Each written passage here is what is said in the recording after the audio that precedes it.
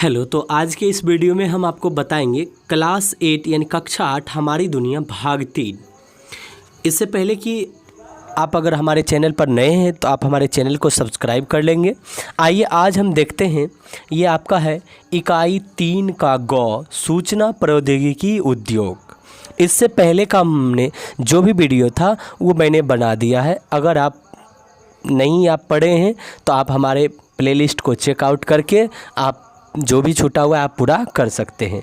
तो ये जो चैप्टर है आपका सूचना प्रौद्योगिकी उद्योग, आइए इसका जितना भी आपके ये जो चैप्टर है इसका जो जितना भी अभ्यास प्रश्न है इन सभी को वस्तुनिष्ठ प्रश्न को भी बताएंगे और इसका जो भी लघु उत्तरीय प्रश्न 5 दिया गया है उसको भी हम बारी बारी से बताएंगे। तो देखिए आपका ये पहले क्या कह रहा है, बहुवैकल्पिक प्रश्न, सही विकल्प को चुनें। पहला कह रहा है सूचना प्रौद्योगिकी के अंतर्गत शामिल नहीं है, तो इसका घ आंसर हो जाएगा अंतर्देशीय पत्र। क्या हो जाएगा? अंतर्देशीय पत्र। दूसरा है सूचनाओं को शीघ्रता से भेजा जा सकता है उपयुक्त चारों द्वारा, यानी ब्रॉडबैंड से, इंटरनेट से, ईमेल से, इन सभी से हम भेज सकते हैं। उसके बाद तीसरा प्रश्न है भारत का सिलिकॉन वैली है, तो हो जाएगा आपको बेंगलुरु। क्या हो जाएगा? बेंगलुरु। चौथा आप ऑब्जेक्टिव देख रहे हैं, सॉफ्टवेयर कंप्यूटर के अंतर्गत है, एक प्रोग्राम है। क्या है? वो एक प्रोग्राम है। पांचवा प्रश्न है इलेक्ट्रॉनिक उद्योग की स्थापना के लिए आवश्यक नहीं है जल की उपलब्धता। इलेक्ट्रॉनिक में जल की कोई उपलब्धता नहीं है।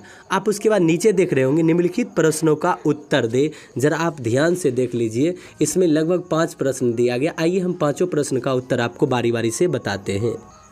हाँ, तो इसमें 5 प्रश्न में पहला प्रश्न है ईमेल क्या है? इसका आंसर होगा जिसमें संदेशों को कंप्यूटर के माध्यम से शीघ्रता से भेजे जाते हैं, ईमेल कहलाता है, या इलेक्ट्रॉनिक मेल का संक्षिप्त रूप है।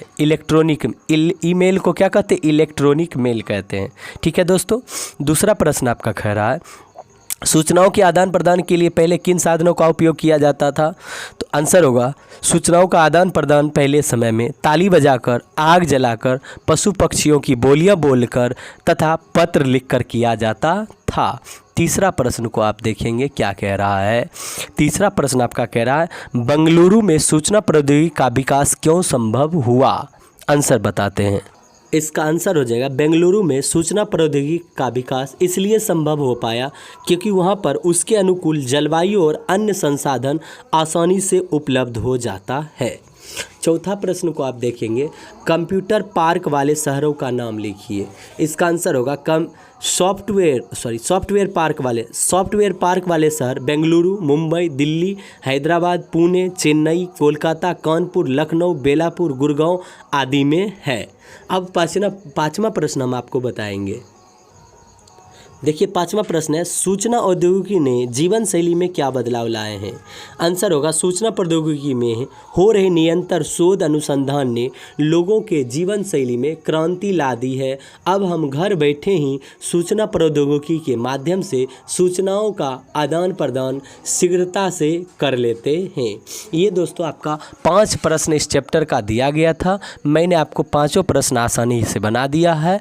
अगर आपको इस चैप्टर से अगर कुछ अन्य आपको लग रहा है तो आप हमारे कमेंट बॉक्स में कमेंट जरूर करेंगे। अगर वीडियो आपको अच्छी लगी तो आप एक बार हमें कमेंट बॉक्स में ज़रूर बताएं कि आपको वीडियो कैसा लगा। Thank you.